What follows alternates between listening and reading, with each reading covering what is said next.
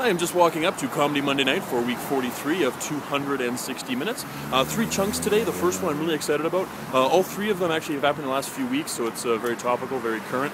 The first one I'm really excited about. I think it's probably the funniest, but I didn't put it at the end because I liked a couple of segues that came out of some of the transitions. Might not be worth the sacrifice of going out on something of a whimper instead of a bang, but we'll see what the crowd thinks of that this evening.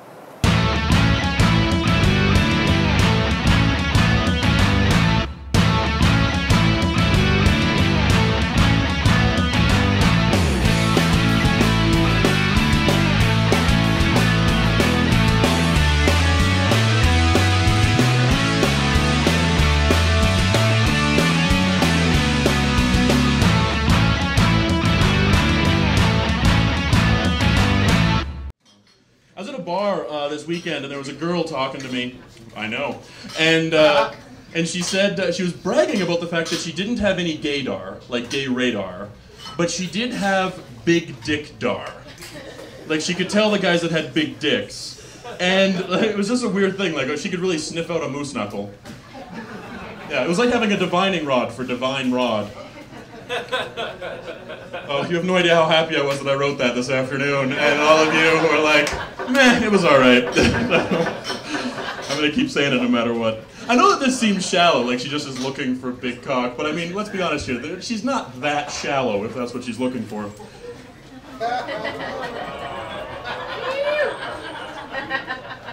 If you had to choose one, though, between gaydar and big dick dar, if you were a woman, I would choose the big dick dar. Because a guy will be honest to you about being gay, but no guy has ever told the truth about his penis. And not just in, like, an exaggerating way. Sometimes we lie the opposite way. I knew a guy that would, like, tell women at bars that he was trying to pick up that he was, like, small and tiny. Like, he was selling himself short, literally, so that when they got him home and they, like, you know, pulled down his pants, they'd be pleasantly surprised, which is a good reaction to have to a penis, I've heard. Because we lie about it to ourselves because we're so emotionally, I like the pity, thank you. Because we're emotionally involved in it. Like if I ever said anything disparaging about my penis, I'd want to make sure it didn't hear. Because it will find a way to get its revenge. Like it has before and it will do it again. But this big dick dar isn't a great way to choose like a mate, really. I guess it's a good way to choose like a mate when you're drinking, like a one-night stand thing. Because the booze, really, you want to make sure you can still feel something after, getting rid of your emotions, really, at that point. Like, little known fact, true story, booze numbs vagina nerves outside in. Yeah, that's why Irish women can have so many babies. Which brings us to the Maury show. I watched the Maury show for the first time in my life the other day, and I am offended by it because it turned me into one of the audience members. It made me one of these people that just yell shit out at the television screen. I was just sitting there in the living room yelling things at the, like, read a book! Do a sit-up! Go back to school! I was just the worst. And I figured out why women on that show were so upset when they find out that somebody is cheating on them.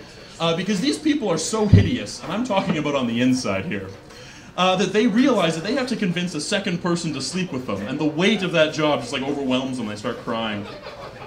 I heard someone say on this show that he met his mistress at the food court. English is just retired now, right? Like, you don't meet a mistress at a food court. That's a restaurant or a hotel. The only secret love at a food court is a Cinnabon. And I don't need a lie detector to tell that these people have love of Cinnabon.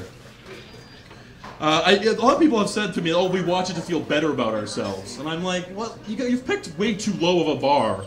That's like saying, oh, I've murdered way less people than Hitler. Like, what do you want, a cookie for that? Come on, give me a break. I would watch a show, I want people to watch a show with like good role models, like people that are aware of condoms, or didn't have to widen their front door, or have been to a dentist. I honestly think that people that enjoy Maury would enjoy opera if they watch it, because they're very similar. They have the same thing going for them. Like there's big villains and big emotions, and I can't understand what anybody is saying without subtitles. You be my man, and then, like, what? I know more Italian than that shit. But the only thing that opera has that I think Maury needs is killing people. That's all. That's the greatest addition. I know that's illegal. I'll meet you halfway. Sterilization. At the very least, that means there's no more future guests for the Maury show. Another, oh, okay. Should have just kept with the penis jokes. If I ever did have kids, I would want to give them, the only thing I want them to inherit from me is skepticism. Because I'm a comedian, that's the only thing they could inherit from me, really. I just want them to question everything. It saves them getting trolled, it saves them being embarrassed. A friend of mine posted on Facebook a while ago an article, and I use the term very loosely, about a woman who gave birth to twins. One twin was in the womb of the other twin. Yeah, that would be an appropriate reaction if this was real. But it's not. And I know it's real because I thought about it for like 2 seconds. Number one, humans aren't nesting dolls. Let's start there. Number two, okay, I think he was trolling, but what made it amazing is that all these people got back to him with that reaction, like, oh my God, God works in mysterious ways. No, he doesn't. This didn't happen. 5 seconds of rational thought. Think about it for a second. Do you really think that babies form like a Venus flytrap and occasionally just catch another embryo? That's not how it works. They just grow. I think of it more like an apple. It's kind of, okay, that's just me. So, I also am amazed at the person that thinks that an unborn womb can sustain life. That means that puberty is meaningless. And if that's true, fuck puberty. If that's true, you go through all these years of awkwardness, all these years of smells and then you end up the exact same way that you are. That's bullshit. Science would have fixed that years ago. There would have been a pill. Like, I think that would help if we could tell kids, you know, when they're young, like, listen, it's going to be bad for a few years, but at the end of it, you can come. Yeah, that's worth the acne, trust me. Another thought that they could have had when they were looking at this article, like, maybe if they pictured a mother giving birth to a baby with another baby in it, they would have realized that that mother does not have a zipper, she would be dead. And so it's like a genie in a bottle. It's very cramped and there's no wishes involved. Another approach, if you can get a fetus pregnant, you can never sleep with a pregnant woman. It would be like punishable by death. Because if your wife got pregnant, you couldn't have sex with her again. Otherwise, on that kid's birthday, you're a dad and a granddad. Which one do you spoil? I realized how much I appreciate critical thought and like rational thinking like this. When I realized that if I had a kid and he told me he was gay, I'd be okay with that. If he came to me and was like, I stole something, I'd be like, okay, we can work through that. But if he came to me and said, was like, I'm against vaccines, I'd be like, I have no son. Fuck you. Like, I just would want to like suck out the immunity that I gave him, but that's also bad parenting. That's, enjoy your whooping cough, you bastard. Oh, okay, also, this was on Facebook. I also got to get this off my chest. Can we stop with the e-cards? Fucking please? Oh my, all these just heinous, horrible sayings. Like, if you're opinionated, they call you a bitch. No, if they're calling you a bitch, you're a bitch. And they're just these most self-entitled things. It's like they're written by people off the Maury show. God. Which is ridiculous. Like, you can get a tax receipt for encouraging a kid to run, but I've been chasing kids for years. Where's my parade?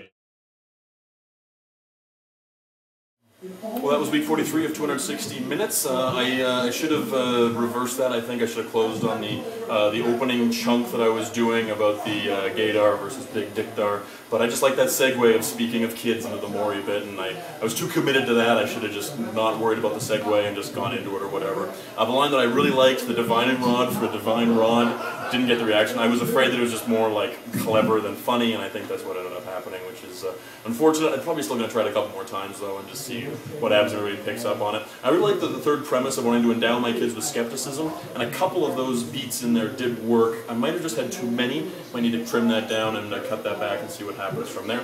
With that, that means that I am now 9 sets to go. I'm back in single digits as far as it goes, and that's an exciting feeling. 9 more down, and then, well, then we'll see what happens.